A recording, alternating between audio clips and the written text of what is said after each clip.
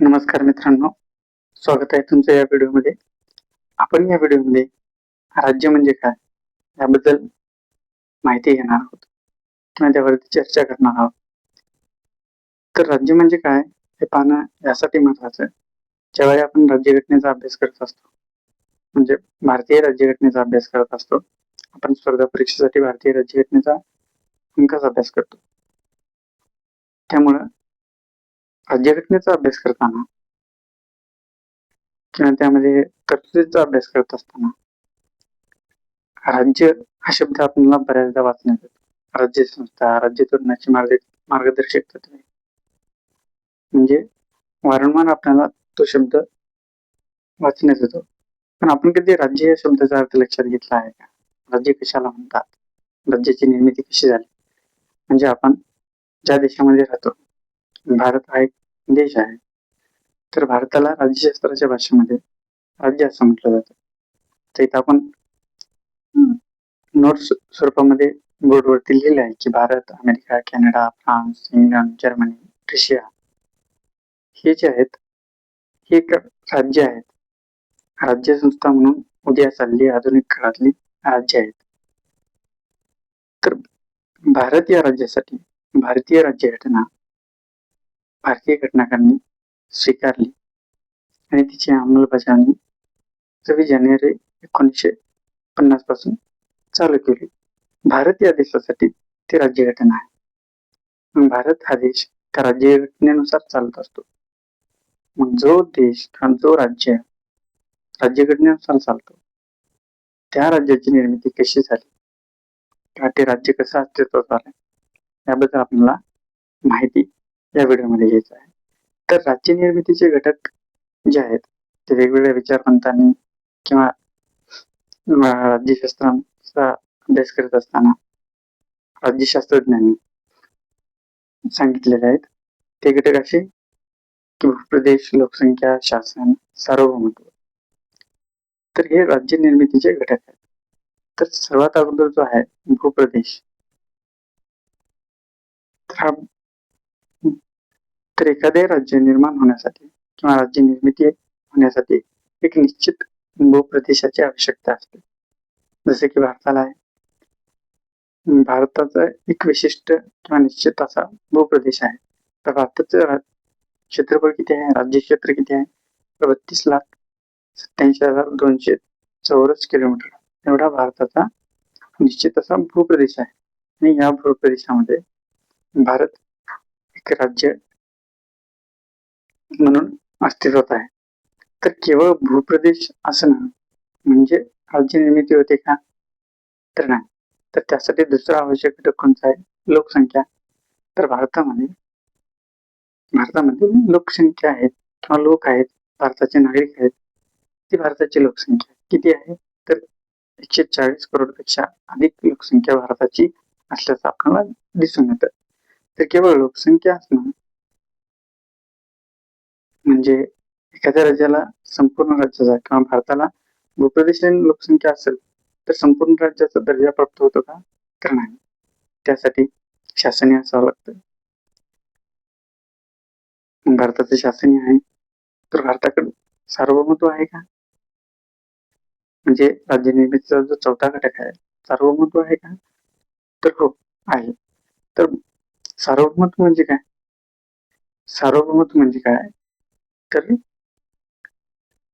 एखाद्या राज्याचं दुसऱ्या राज्यावरती म्हणजे एखाद्या राज्यावर दुसऱ्या इतर कुठल्याही राज्याचं नियंत्रण नसणे. म्हणजे तो राज्य परकीय सत्तेच्या गुलामीपासून मुक्त असणे. स्वतःच्या राज्यामध्ये, स्वतःच्या देशामध्ये सदसद विवेक बुद्धीने निर्णय घेण्याची क्षमता राज्यसंस्थेकडे असणं म्हणजे सार्वभौमत्व. म्हणजे तो आपल्या राज्यामध्ये कायदा व सुव्यवस्था आखू शकतो. स्वतःचा राज्यकारभार स्वतः त्या राज्याच्या शासनाने ठरवलेल्या कायद्या व नियमानुसार चालवला जातो. या संबंधी म्हणजे राज्यकारभारामध्ये कुठल्याही परकीय राज्याचा ढवळाढवळ नसणे किंवा नियंत्रण नसणे. म्हणजे सार्वभौमत्व असं आपणाला म्हणता येईल. तसेच परकीय परकीय राज्याशी व्यवहार करत असताना म्हणजे परराष्ट्र धोरण ठरवत असताना, युद्ध किंवा करार करत असताना कुठल्याही परकीय सत्तेचं त्यामध्ये त्याला हस्तक्षेप असता कामा नये. त्यास आपण सार्वभौमत्व म्हणतो. तर भारतासारख्या देशाला सार्वभौमत्व कधी प्राप्त झालं? तर भारत 15 ऑगस्ट 1947च्या नंतर सार्वभौम झाला असं आपल्याला म्हणता येईल.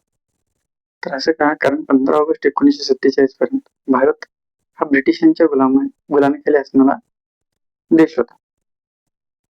त्यामुळं भारताला संपूर्ण राज्याचा दर्जा हा 15 ऑगस्ट 1947 पूर्वी नव्हता, तो नंतर प्राप्त झाला असं म्हणता येईल. तर सार्वभौमत्व हा घटक किंवा ही संकल्पना तुम्हाला समजली असेल मी गृहीत धरतो. तर राज्य निर्मितीचे 4 घटक आपण पाहिले तर भूप्रदेश, लोकसंख्या, शासन आणि सार्वभौमत्व हे 4 घटक मिळून एका संपूर्ण राज्याची निर्मिती होते. आणि या 4 घटकांवरून आपल्याला असं लक्षात येते की Bharat, America, Canada, France, England, Germany, Russia हे उदाहरणादाखल आपण इथे लिहिलेली किंवा नमूद केलेले देश आहेत किंवा राज्य आहेत.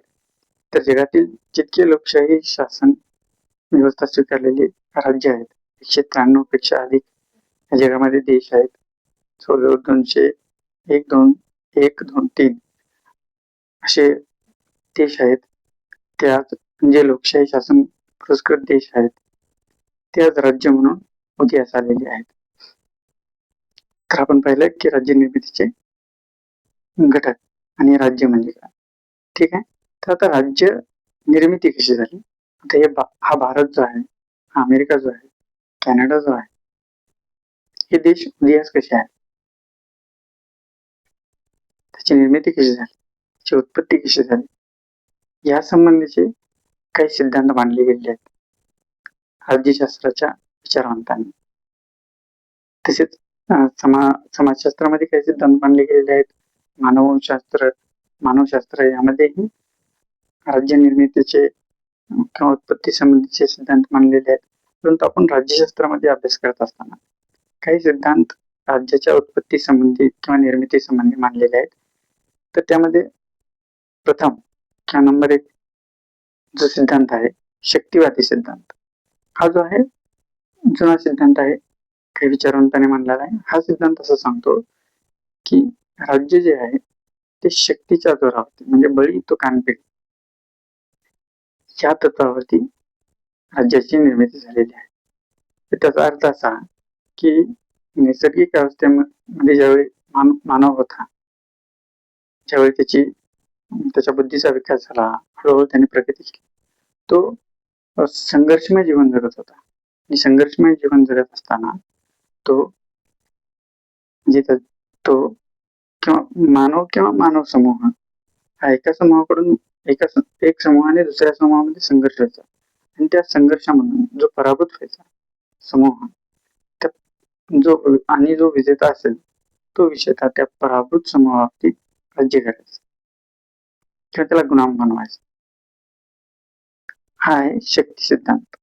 तर नंबर 2 चा जो सिद्धांत आहे ईश्वरी वरदानाचा सिद्धांत. या सिद्धांतानुसार राज्याची निर्मिती जी आहे ती ईश्वराच्या वरदानानुसार किंवा ईश्वराच्या इच्छेनुसार झालेली आहे. ईश्वराने राज्याची निर्मिती केली आहे. राज्याचा जो राजा असतो तो ईश्वराचा प्रतिनिधी असतो. त्यामुळं राजा जो सांगेल तेच नागरिकांनी किंवा जनतेने ऐकले पाहिजे असा हा सिद्धांत सांगून जातो. आणि नंबर 3 चा जो सिद्धांत आहे सामाजिक कराराचा सिद्धांत. तर या सिद्धांतानुसार राज्याची निर्मिती जी आहे ती समाजाच्या करारातून निर्मिती झाली आहे असा हा सिद्धांत सांगतो. तर या सिद्धांतामध्ये थॉमस हॉब्स, जॉन लॉक, रुसो हे 3 प्रमुख विचारवंत आहेत ज्यांनी सामाजिक कराराचा सिद्धांत मांडला. तर यांच्यानुसार रुसो असं म्हणतो की सामूहिक ध्येयाच्या माध्यमातून राज्याची निर्मिती झाली. त्याचा अर्थ असा की रुसो असं म्हणतो की व्यक्ती आणि व्यक्ती समूह यांच्यामध्ये करार झाला आणि त्याच्यानंतर व्यक्ती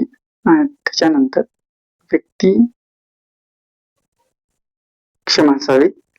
तर रुसोच्या सामाजिक करार सिद्धांताबद्दल आपण चर्चा करत असताना मी असं म्हणालो की रुसो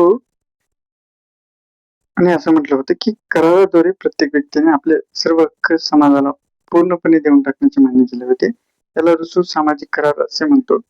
सामाजिक करारातून जे राज्य निर्माण झाले त्यास सामाजिक ह्या असे तो म्हणतो. तर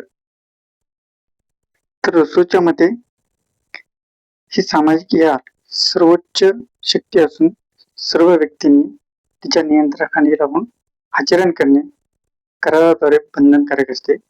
रुसोचा करार 2 पक्षात होतो. एका बाजूला व्यक्तिगत रूपात असते तर दुसऱ्या बाजूने ती सामूहिक रूपामध्ये असते. रुसोच्या करारातून राज्यसंस्था निर्माण झाली तरी मनुष्य आपले स्वातंत्र्य, अधिकार सत्तेपासून अलग करीत नाही. या गोष्टी तो स्वतःजवळ सामूहिक रूपात ठेवतो.